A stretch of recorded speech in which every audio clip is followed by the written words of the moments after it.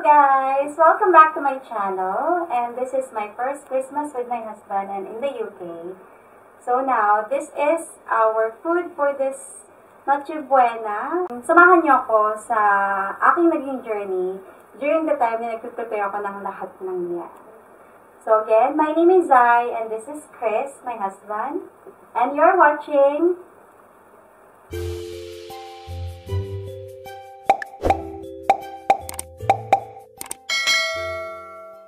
Since first Christmas ko dito sa UK, isasama ko kayo sa aking journey, yung mga hihanda, mga gagawin ko and all. And itong husband ko is shy type guys, ayaw sumama sa video. So, magagawa kami today ng embutido. I'll show you the process, pero I will not going to tell you or include the recipe kasi baka ma-disappoint kayo. Kasi first time ko tong gagawin. I don't know what to say. It's going well. Ang hirap.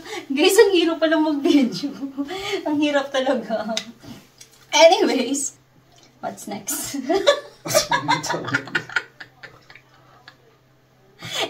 Standing here like a mannequin. Ito talaga yung gagawin namin. Hindi namin alam kung paano na magkakasyahin sa video yung mga ingredients nandito sa table sa harap namin. Kasi pag binaba, when I put down the camera, he will not be seen. I'm disappearing as soon as humanly possible. I'm so nervous, guys. This is my first charot. This is my first time, charot. So, yun na nga, since first time ko dito magpaska sa UK, my God, hindi ako makapag-English, nosebleed. Anyway, since first time ko dito sa UK, gusto kong i-document yung mga gagawin ko, lulutuin ko, pero I'm hoping na magustuhan niya that he likes my cooking. So now, this is embutido. First time niya ito matitikman. So, let's go! simulan na natin ang paggagawa ng embutido. So, ang asawa ko ay nandun kasi medyo shy type, pero tutulungan niya ako mamaya. And, shout out sa aking Auntie Nida na nagbigay sa akin ng recipe, pero medyo naglagay ako ng konting tweak. Well, nag-add lang ako ng isang ingredients. Anyway, thank you so much, Auntie Nida, for giving me the recipe. Sana ma-perfect ko. Sana talaga masarap to, kasi, nako, 1 kilo din to ha. Kaming dalawa lang yung kakain. So, we have this pork, tapos may carrots, raisins, celery, pickles. Alam nyo ba, yung pickles dito sa UK, ang dami palang iba't ibang klase. Sa atin kasi di pa parang isa lang. Dito iba't ibang klase. At hindi ko alam na ang pickles pala dito ay hindi matamis. So, eto, inano ko na sila, pinrepair ko na kanina. So, binlend ko na lang sila using our food processor kasi para hindi na mahirap mag-chop. So, gagawin ko, pagsasama-samahin ko na lang muna ito, tapos saka ko ilalagay yung meat kasi para matikman ko muna yung lasa. So, first, this is the celery. Siguro mga 4 na peraso ng tangkay ng celery ko. Okay.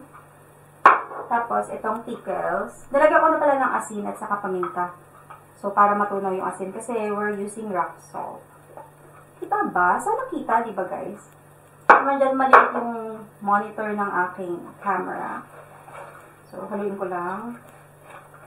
Tapos, ito yung bread na natira. Hindi ko alam po i-add ko pa kasi mamaya na natin tansyahin. And then, the carrots.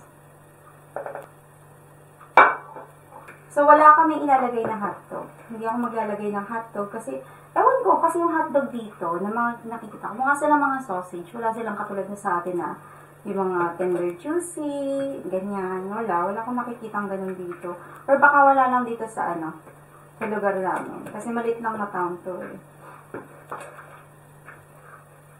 And the raisins. 1 cup ng raisins.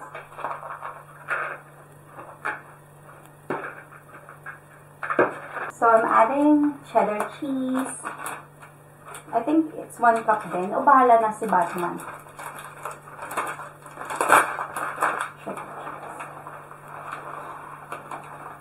Hindi ko talaga alam kung ano magiging lasa nito. Pero ang gagawin ko kasi later is magpiprito ako ng mga konti para malaman ko kung tama na ba yung lasa, kung maalat. Sana hindi maalat, di ba? Kung kailangan ko ba mag-adjust ng, you know, ng salt and all. Ganyan. And by the way, pasensya na kayo dito sa kitchen namin kasi as you all know, or baka nga hindi niyo pa alam, itong bahay na to is an old house. Parang matagal na nila itong nirerentahan since he was 2 years old. So, imagine that. At saka, never nagkaroon ng renovation dito sa bahay. So, sobrang tagal na. So, yung mga materials na medyo matatanggal na. Ganyan. So, siguro pag medyo nakaluwag-luwag, saka na lang namin ipaparenovate. Pero as of this time kasi, that's not the priority. Sa sobrang mahal na mga bayarin dito sa UK. Parang, ipon-ipon muna. And alam niyo naman, nakakarating ko lang dito sa UK. It's just about 6 months. So, kakasimula ko lang din sa trabaho. Nag-start lang ako ng trabaho na gusto kong mag-stay ng matagal. I just started September. Patapusan pa ng September. So, 3 months pa lang talaga ako sa trabaho. So, hindi pa ako masyado nakakatulog. So, ayan. Pinahalo-halo na natin. Tapos, ilalagay ko na yung pork. O, sana anong lasa kaya nito?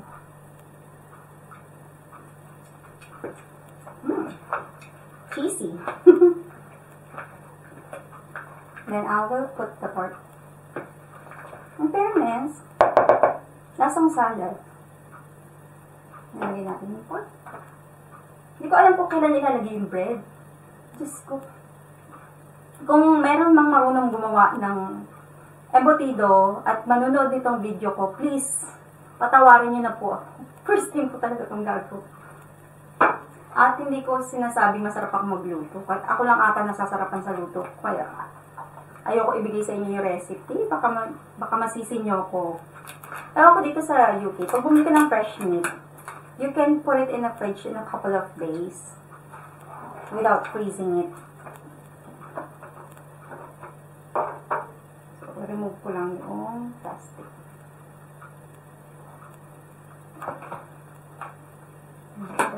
So, 500 grams lang yung binili namin. Wala kasing 1 kilo.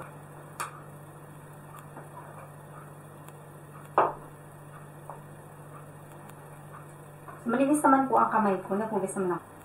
So, baka masahin ko na lang ito mamaya. So, ayan. Mag-gloves na lang tayo. And, mash it. Ang laki ng gloves. Sobrang laki ng gloves. Hindi. Kamay ko. So, ayan.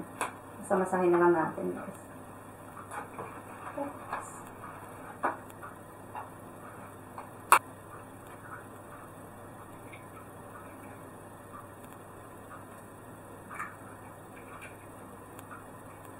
So, 3 muna. Kasi hindi ko sigurado kung kakayan, kung masyadong madami yung egg.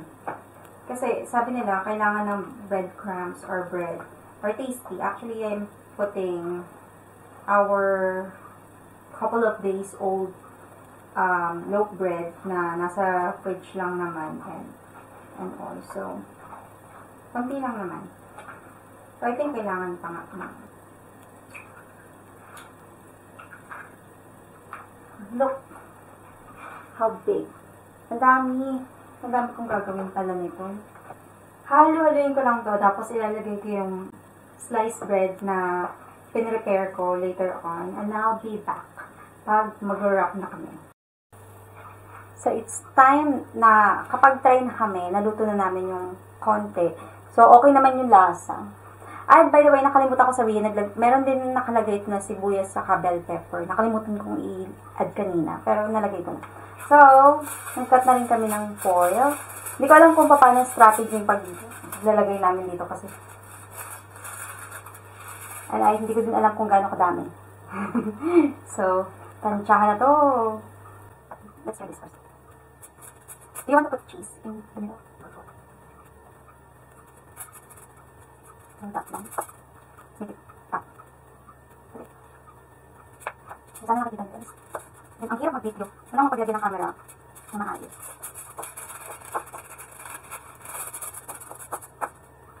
Do you think it's funny? No, I never. Haven't done it. So, I never have made this. Never, ever. This is my first try. The big batch for first try. Oh, it tastes good, it's good. The problem is, roll it. I think this is for me. Too long. I think we can only just make half of that. It's very little. Yeah, it's too long. Masyadong matapap.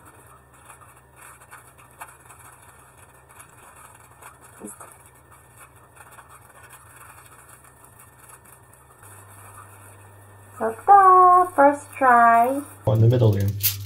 Yeah. So my husband is doing this.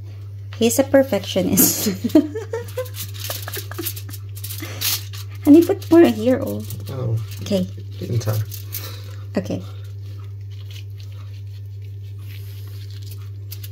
So he's the one putting the meat and the one rolling.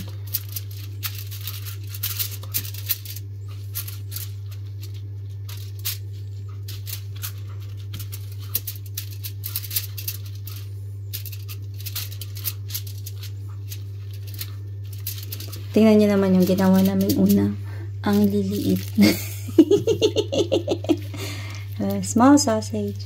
Ang liliit nung ginawa namin. Hindi namin kasi matansya. Pasensya na talaga.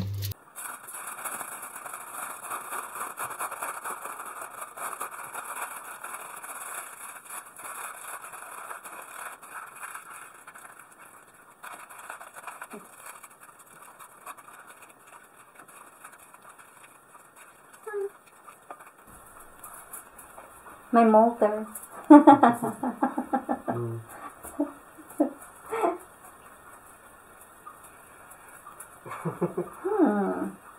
Smells like embutido. I think it's strange sniffing around.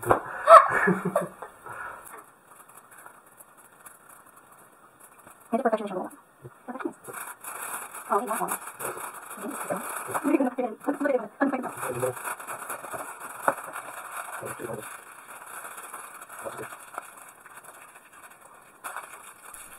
Ang hirap pala mag-ganto. It's difficult to make embutido, especially the twisting of this. I'm breaking the foil. So ito lang yung nagawa. 1 kilo, last one.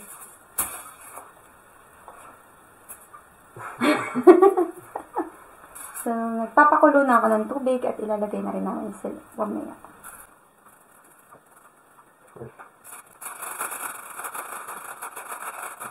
Here. Ay, okay.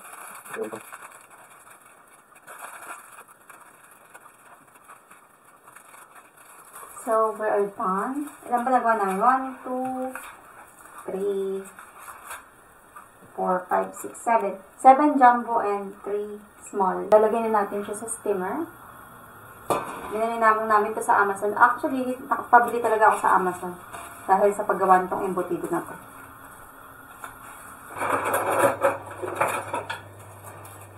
Ano? Useless. Which one? It doesn't, ano? No holder. There's no hole? Oh, there you go. So, eto na guys. Ito na ang aming embutido. So, lulutuin ko na to for 1 hour. And, see you later. After 5 minutes, we'll turn off the stove at palalamigin para ma-store sa fridge. We're going To the mall. for our last minute Christmas shopping. Grabe, medyo mahangin. Hopefully, it won't rain. But I'm wearing raincoat. Kasi, hindi kakayanin ko na simple, ano lang, umbrella. See you there.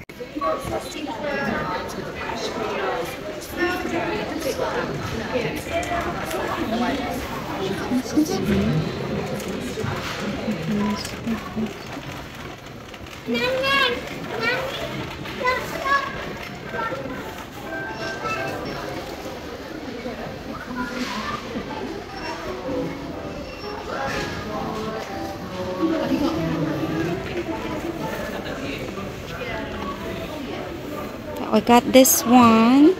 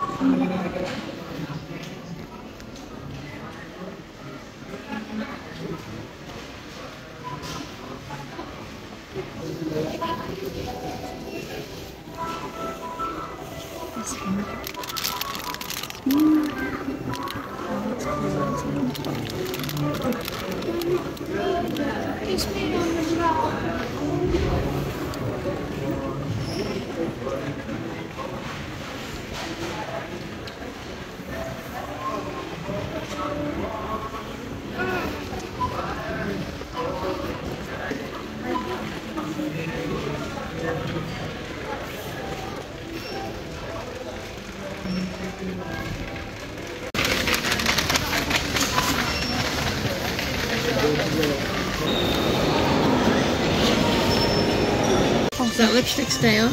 This one, I don't know, it's a different lipstick that I'm using. This one, this is my first time I'm trying this on. So, I made the choice. I don't know yet. Have you tried this? No, not yet. That's why I need to know if they stay on, you see. Yeah, I hope so. But this is like cream, so I don't think it will stay on. That's fair. These are the ones that you said stay on longer, you see. Yeah, I hope it's good. I like the red one.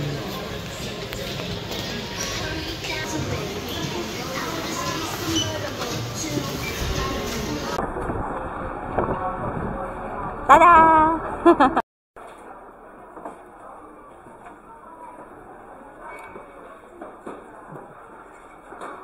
Ta-da! My shoes. And it's perfect.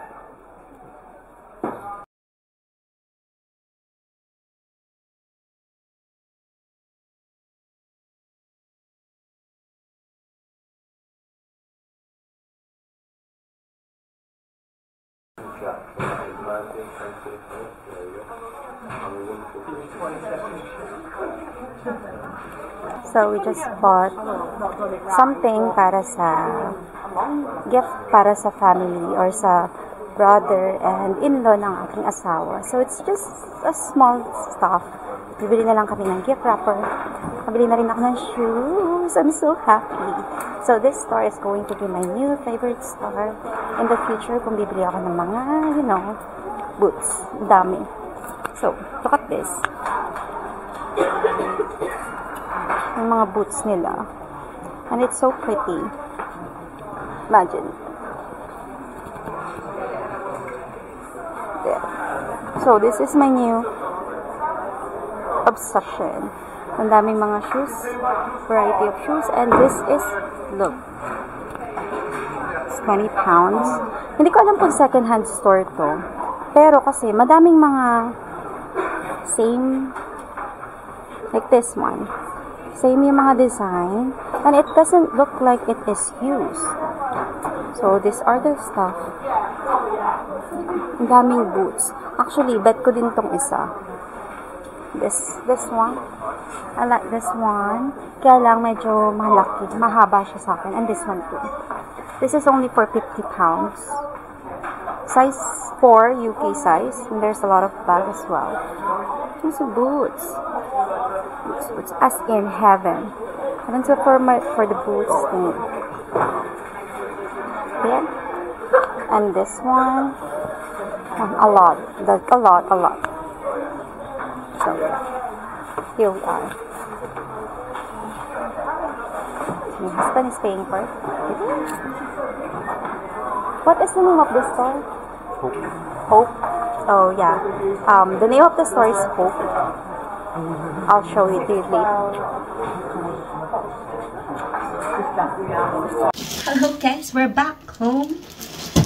So, ito yung mga pinamili namin today for our Christmas rush. Hindi naman masyadong madami. So, pumili ako ng pangkulay ng buhok.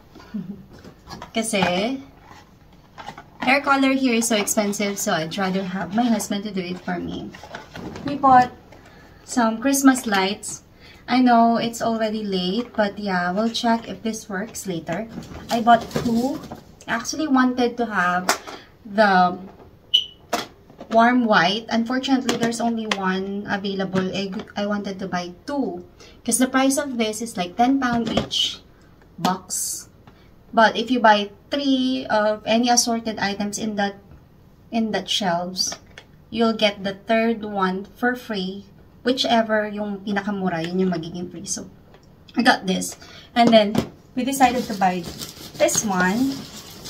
This one is £6. So, this one is £10 each. So, ito yung tatlo magkasama. This one, ito yung naging free, £6. Which is okay, but it's battery operated. So, we'll check later if gumagana din siya. And then, we also have this thingy. We just buy 2 kasi dalawa lang naman kami. So, we'll decorate later. Huwag kayo masyado mag-expect ng decoration kasi wala kaming Christmas tree. So, maybe next year na lang kami mag-redecorate. For now kasi, limited time. And this one, this is a candle. So, this is just gonna be like a decoration. And what else? This one, it's cute. I forgot how much this. Oh, this is £2. Para lagay namin ng toothbrush. And this one is hand wash. This one is for £3. I thought this is only £1 something. It's £3. £3. I thought this is only £1.50. You have the receipt. The receipt. Yeah. It is really £3. What else? Also buy some gift for my husband's relative. So, I don't want to show it because it's going to be a surprise for them. But I also buy some shoes. Shown you the video where I think it's going to be my favorite place now when it comes to buying some boots kasi ang gaganda ng choices nila. It has leather. Majority of the boots that I saw is leather. At saka mura lang kasi if you're gonna buy leather, lalo na yung mga branded, cost around £400. We only got 1 pair. It's not long boots, it's like short boots only, ankle boots. And it cost me around, how much was that? £25 na? It's £25. So, we'll try kung gagana itong mga to. What's the battery for this?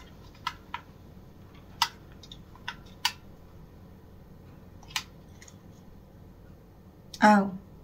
Honey, you need to open it pala. With a screw. So, we'll check muna this one. Tingnan natin kung gumagana yung mga Christmas light na binili ko. Unfortunately, hindi siya pwede sa labas. So, hope you work.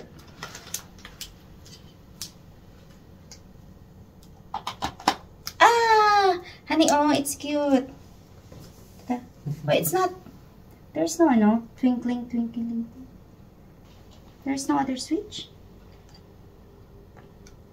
Or it's just that. But it's white. Not something that we expect. Hindi ko alam na wala pala siyang controller. But it's white.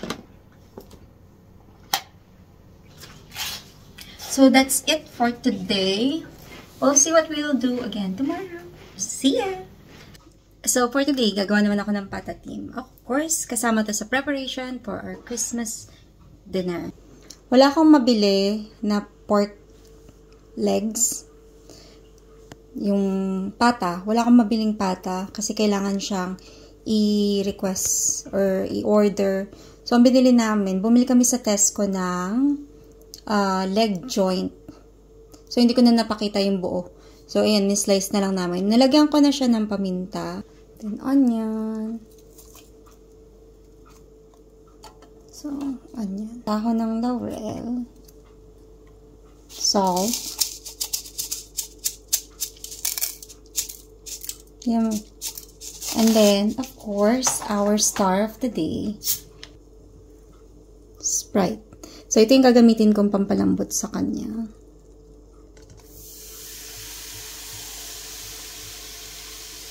So, for now, konti muna. Dadagdagan na lang natin siya pag medyo medyo natutuyo na. So, ayan. And then, just going to simmer it. Papakuluan lang natin. In a bit of high heat. So, balikan natin siya later.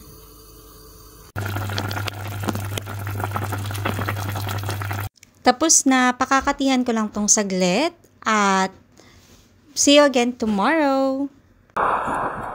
It's already 8 o'clock and I'm going to Lidl para mag-grocery. So, I'm just with myself kasi hindi nakalib ang aking asawa. This is also in preparation for my first Christmas in the UK. So, let's go!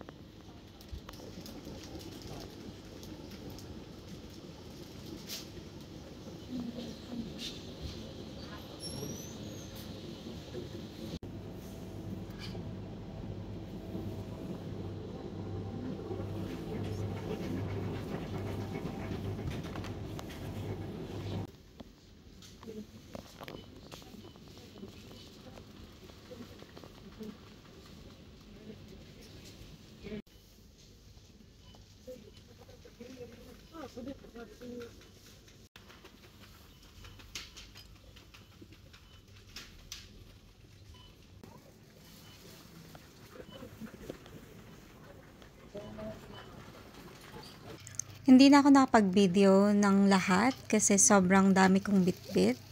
And I have to walk going to the house. Kaya, see you again later!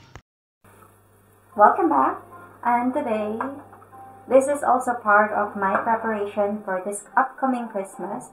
And gagawa ko ng lasagna. Naglagay na ako ng beef dito. Medyo palalambutin ko na lang. Tapos gagawa na ako ng red sauce. After which, gagawa ko ng white sauce. See you in a bit. This is onion and garlic.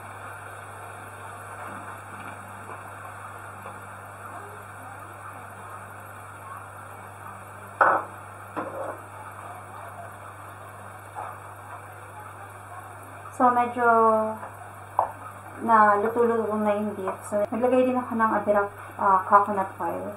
Actually, our coconut oil came from the Philippines pa. So, dala-dala ko siya when I get here. Nagdala ko ng mga, I think that's 2 liters of coconut oil. Kasi ginto ang coconut oil dito. So, we'll be adding some salt. Actually, yung pagluluto ko nito is parang spaghetti lang sa Pilipinas. Since yung sauce dito is hindi katulad sa Pilipinas na merong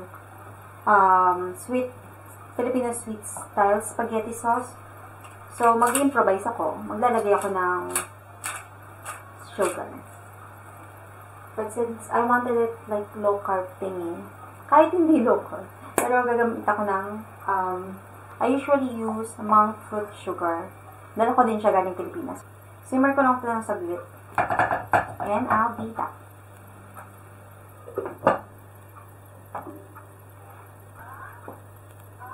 And now, ilalagay ko na yung bell pepper.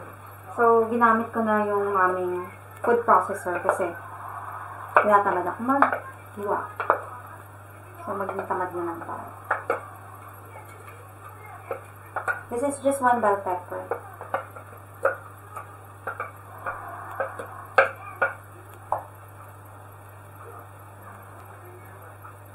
Then, I'll be using this as our tomato sauce kasi walang Filipino style tomato sauce dito. So, ito. Medyo maasim ito.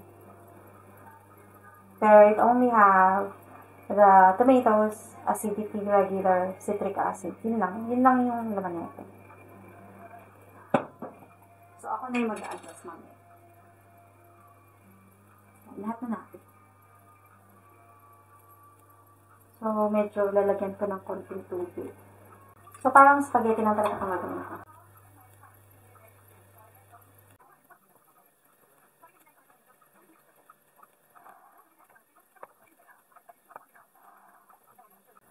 So, mamaya ko na i-adjust yung lasa. Pukulaan ko lang ng konti. Lagyan natin ng konting asin pa. Para matabang pa ito. And I'll be back later. So, nalagyan ko na ng pampalasa to. Pang red sauce natin. So, gagawa naman tayo ng white sauce. Since wala ditong cheese katulad sa Pilipinas ng Eden cheese na pag nag-melt, hindi mamumuo. So, I've decided na I'll be using a different sauce. I will be using cream cheese. So, this is what I'm going to use for the white sauce. So, this Philadelphia cream cheese and double cream. Wala kasing Nestle cream dito. So, pagsasama-sama, according to the recipe, pagsasama-samahin lang, tapos titikman ko.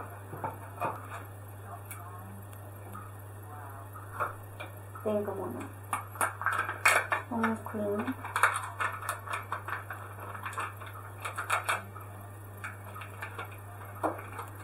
So, malamang ilalagay ko na ito lahat.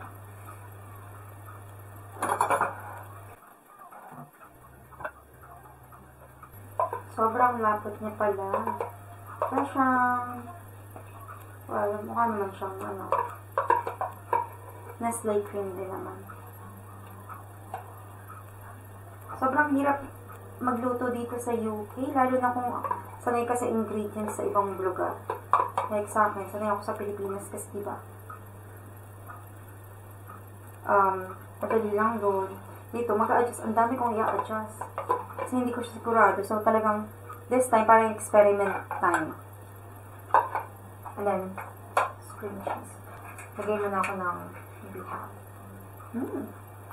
Half of the cream cheese. Kapi muna. Ayoko masayang. Okay, low heat natin.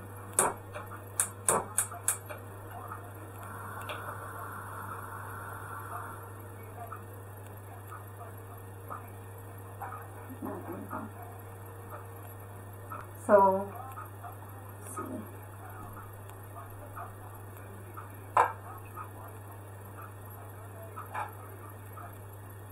Naku, yung milk lang to eh. Ang hirap pala maging wife. Charot.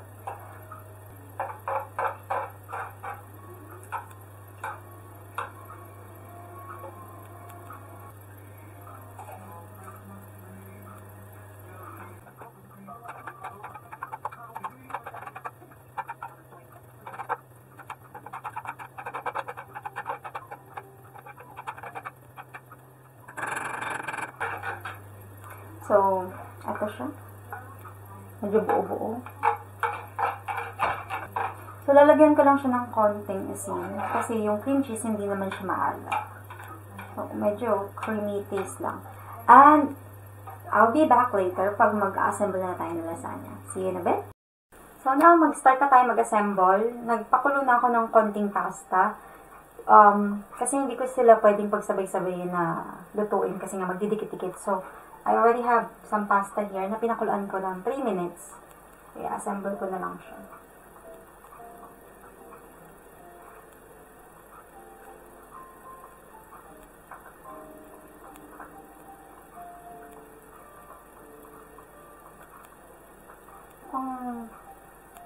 Dalawang pasta lang yung kasha. Then, first, lalagyan natin itong red sauce.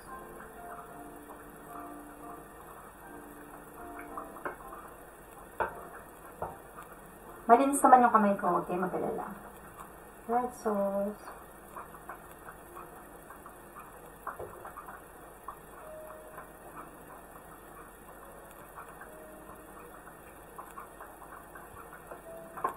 And then white sauce.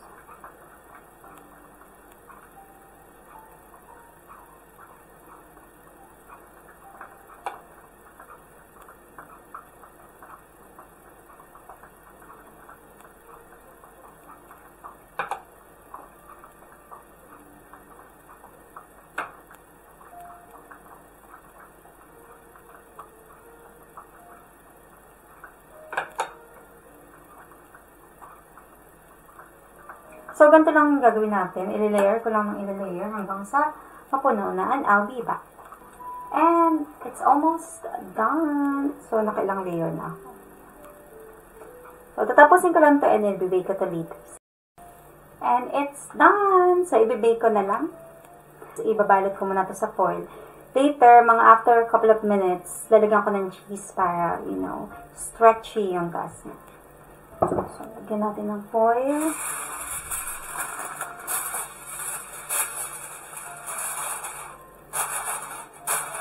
So, now, ibibake na natin siya ng 45 minutes. 30 to 45 minutes ng 180 degrees Celsius.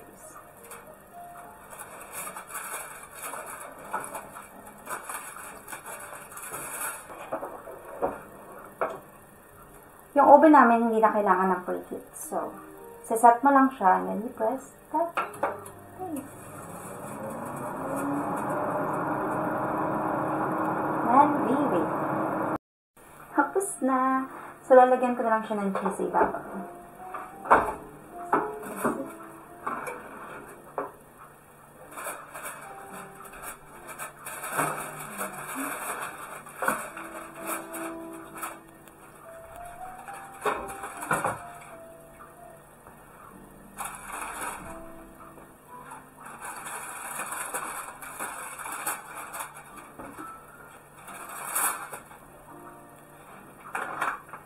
And then, i-bake ko siya ng mga 5 minutes.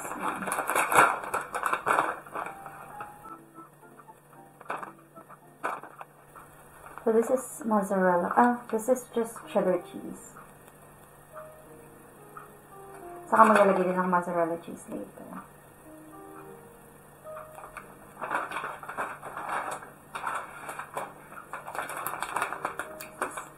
Mozzarella cheese. So, magsawa tayo sa mozzarella. Magsawa tayo sa cheese.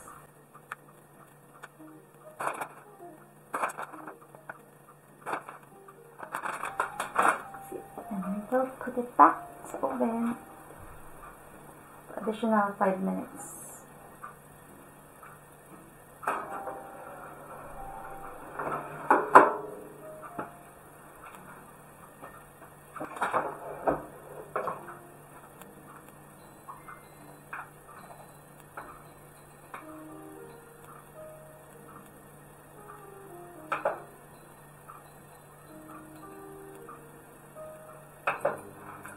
Hintayin na lang natin matapos. So, luto na ang aming lasagna. Isa sa aming kakainin this coming Christmas. Hello guys, welcome back. We will do gift wrapping today. I'm going to give this to my husband. This is actually what he'd been looking for online. Mouse. Razer Naga version 2 Pro. This is what I'm gonna give him as a gift. Wrap natin siya today. Alright. And syempre, wrap ko na rin yung mga gift na ibibigay namin sa relative niya. So, let's do it. May anipis lang pala na ito. So, ito ang anipis.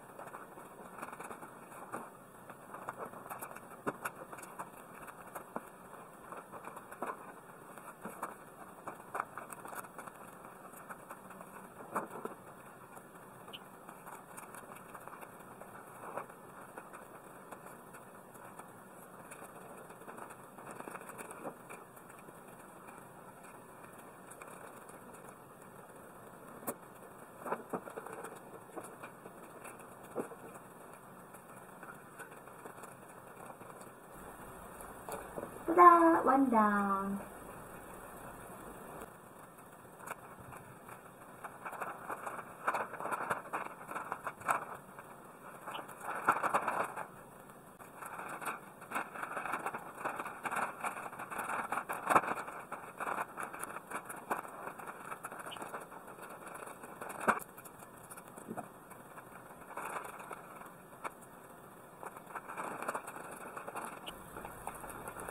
Ta-da!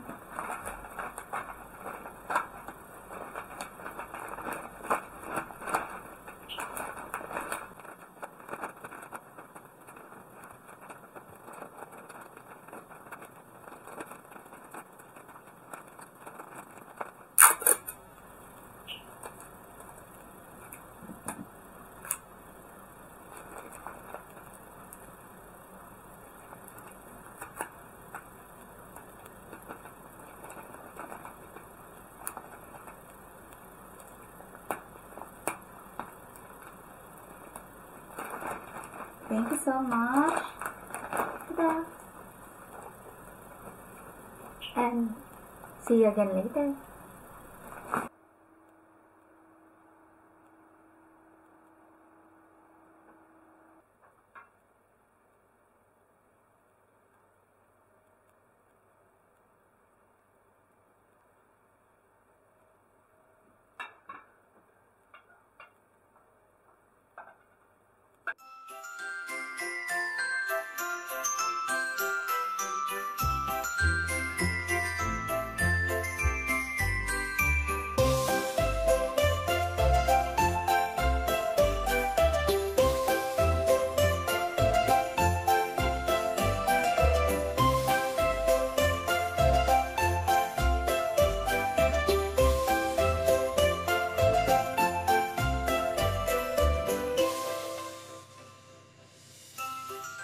So, since today is Christmas, may exchange gift kaming dalawa.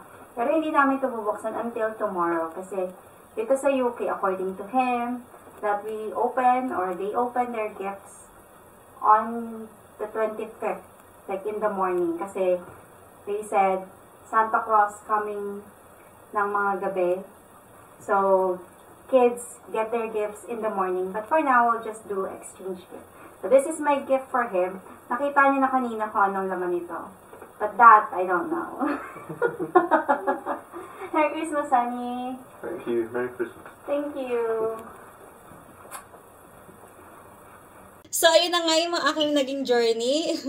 Ewan ko kung may naitulong sa akin ng aking asawa. Look at him, is very relaxed watching the TV while I'm filming this. So, thank you so much sa pananood ng aking naging journey to prepare all this food sa first Christmas namin together. And if you have any suggestion that you would like me to feature on my next video, please comment down below or you can reach out to me sa aking page na ilalagay ko yung link sa description box. And that's all for today. Merry Christmas, everyone, and Happy New Year. Thank you so much for your time. Please don't forget to like and subscribe to my channel. Paalam!